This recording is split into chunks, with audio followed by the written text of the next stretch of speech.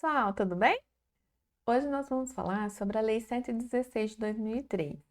Ela é uma lei complementar que regulamenta a cobrança do ISS, certo? Então, nós vamos começar lá pela Constituição Federal, no seu artigo 156, 3. Serviços de... Compete aos municípios instituir impostos sobre serviços de qualquer natureza, não compreendidos no artigo 155, 2, definidos em lei complementar.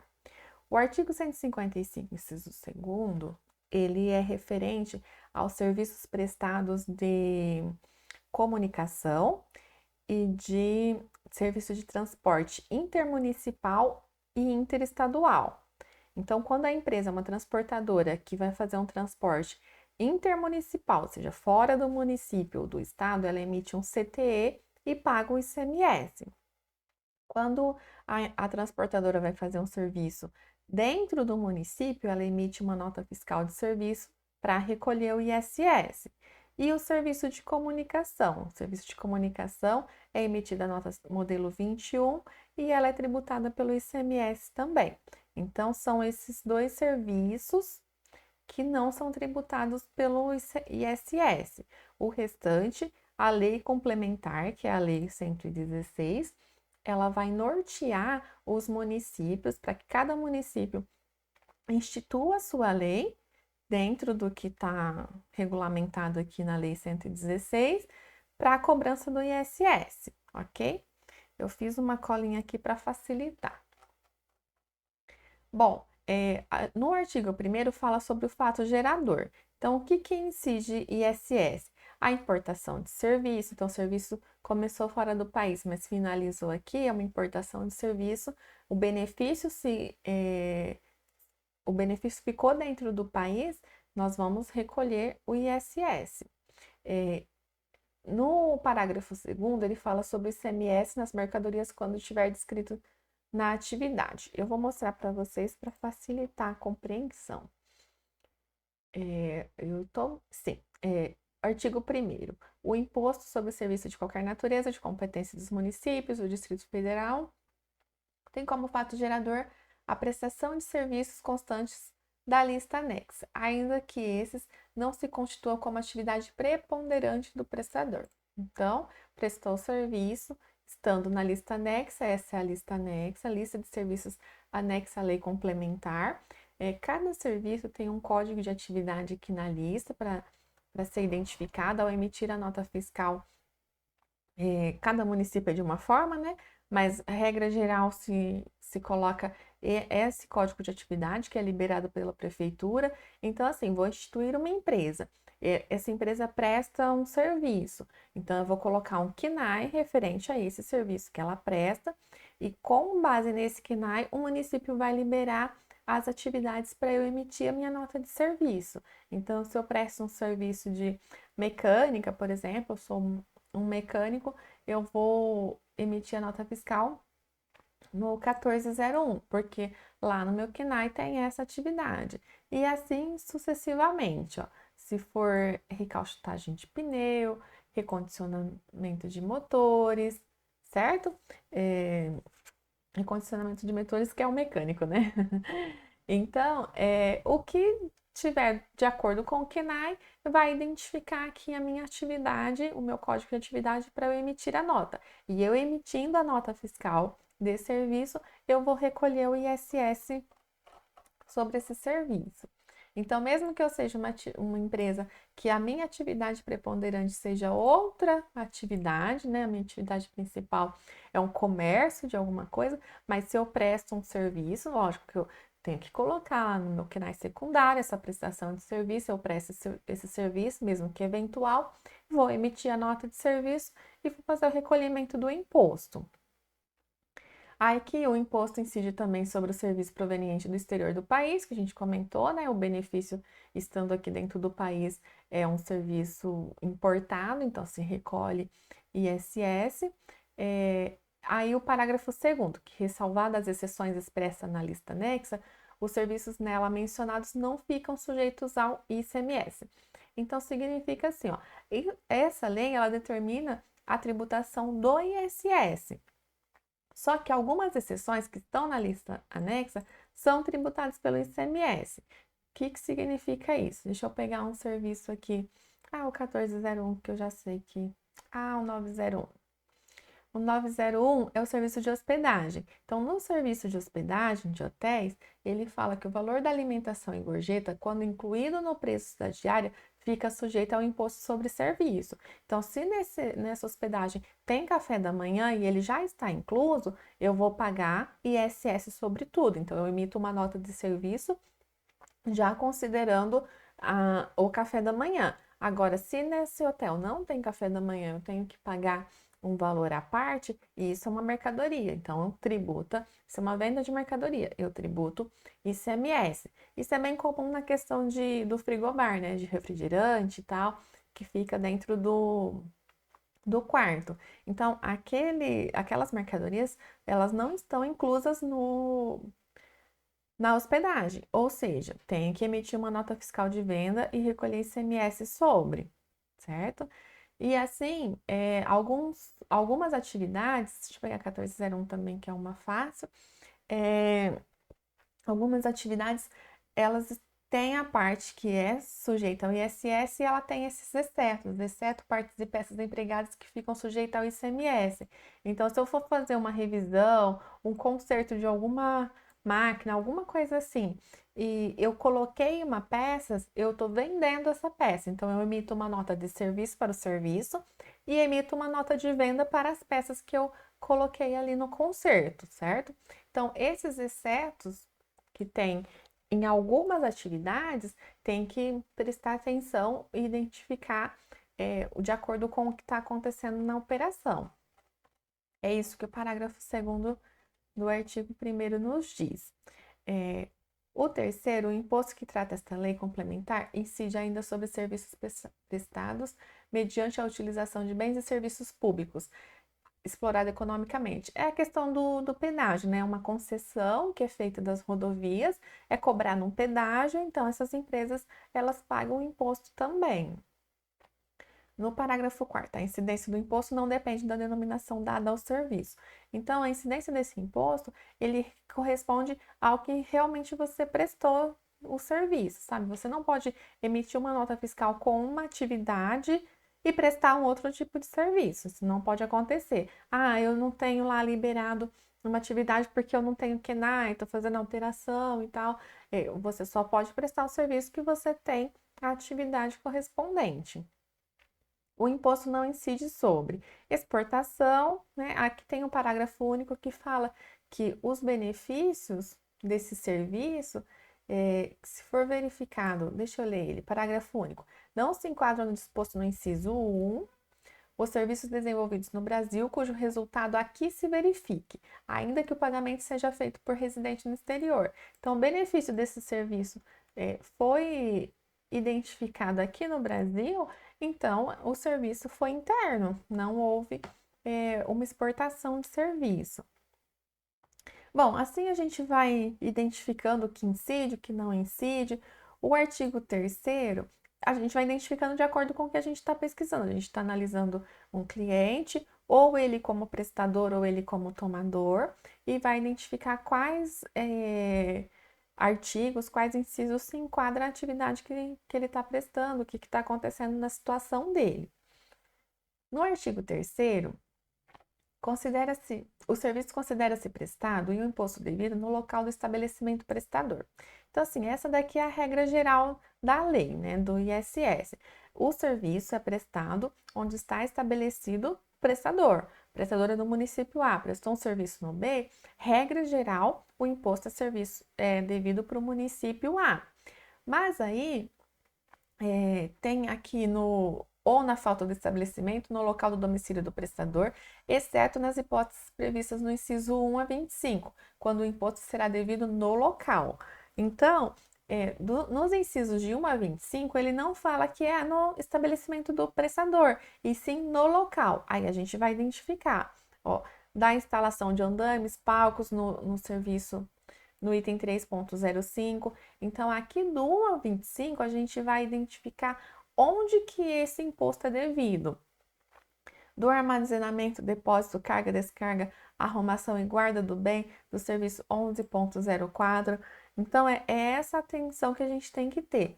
Aqui no parágrafo 3º, ele está falando que o imposto é devido nesse local, o imposto será devido no local dessas atividades. Então, a gente vai verificar se essas atividades correspondem às atividades que nós estamos analisando.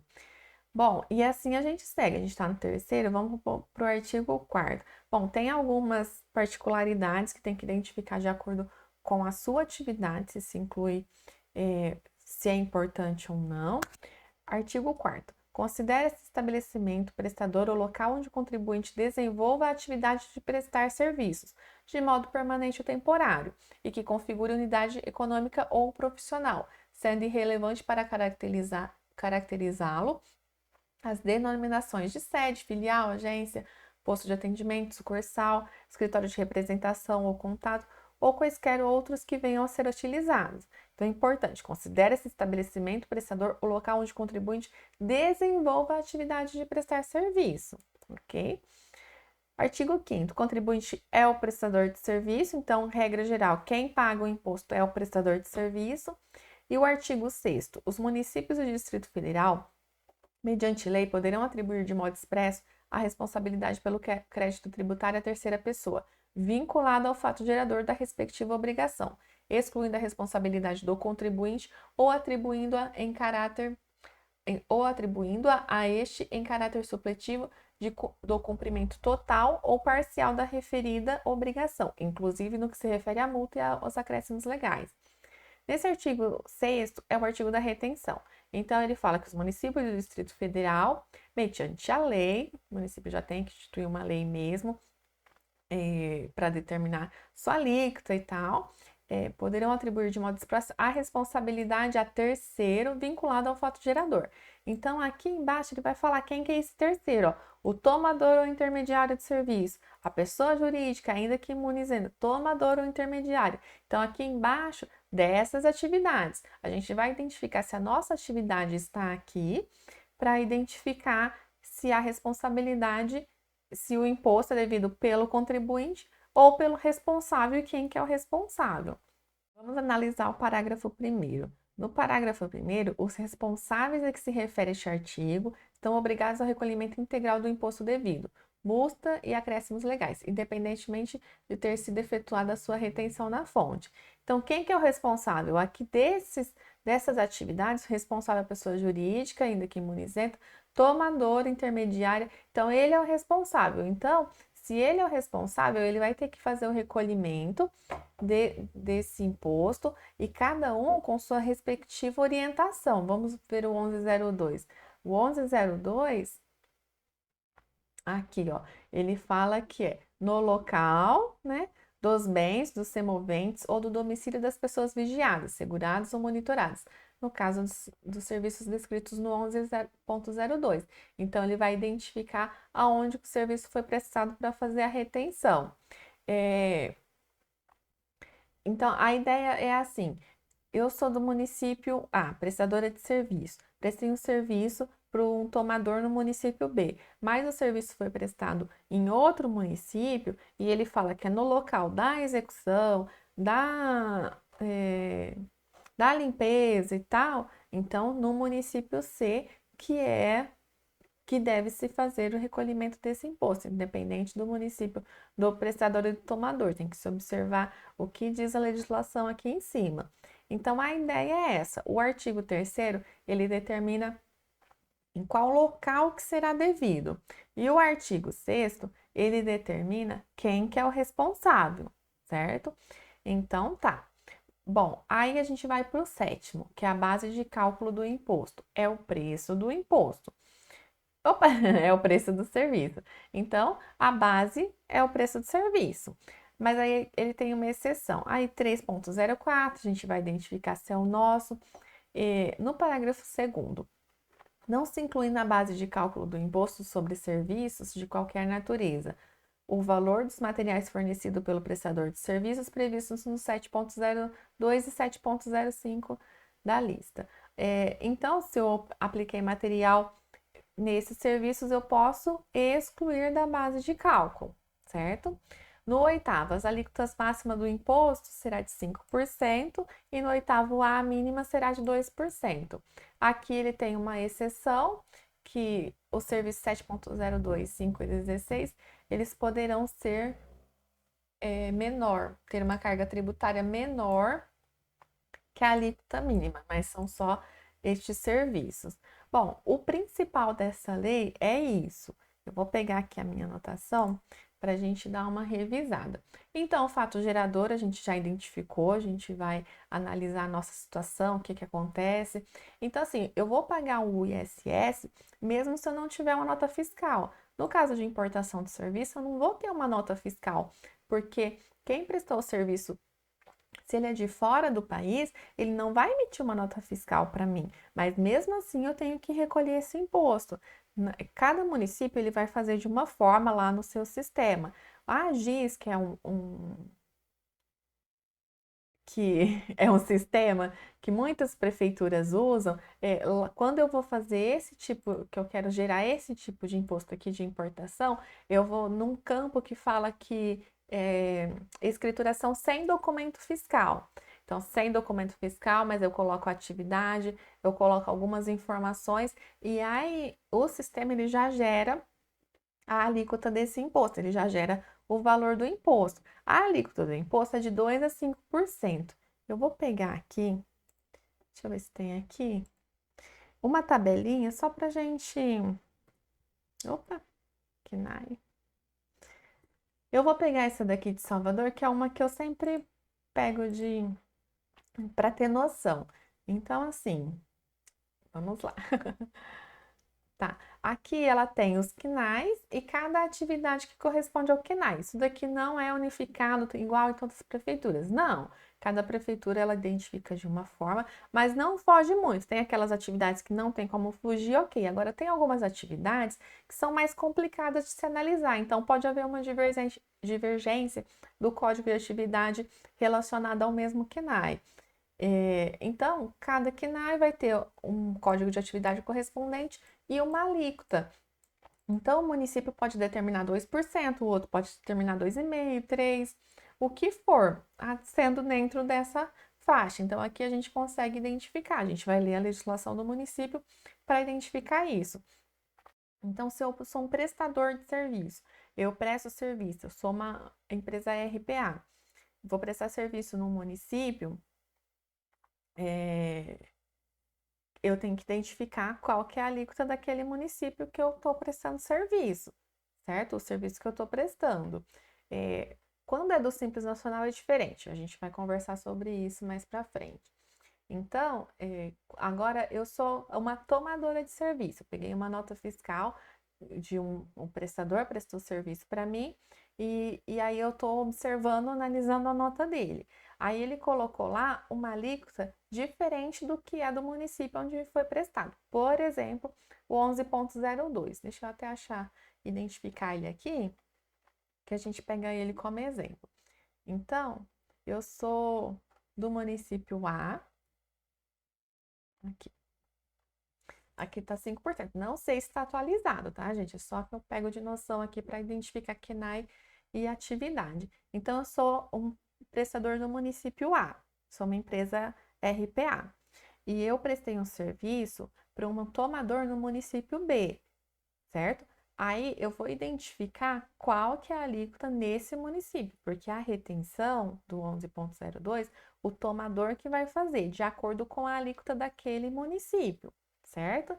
Então, quando eu vou prestar um serviço, eu prestador no município A, tomador no B, mas o serviço é devido no local da execução da limpeza, que é um outro, eu tenho que identificar qual que é a alíquota lá, certo? Então, tá. Aí nós vamos voltar aqui em relação à importação. Então, dentro do sistema de cada município, ele já gera qual que é a alíquota, porque ele já tem lá qual que é a alíquota daquela atividade.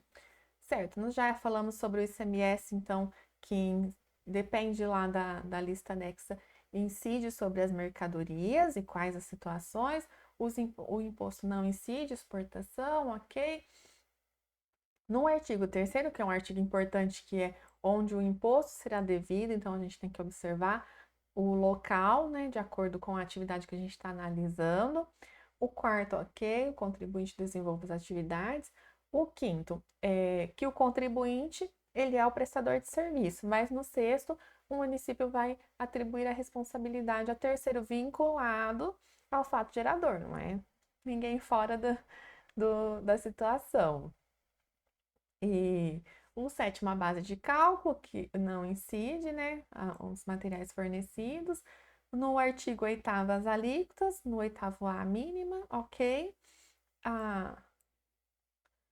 As atividades que podem ser menores. E aqui eu coloquei alguns pontos importantes. Bom, nesse ponto importante, a bitributação. Eu vou deixar para o próximo vídeo. Te encontro lá. Até mais.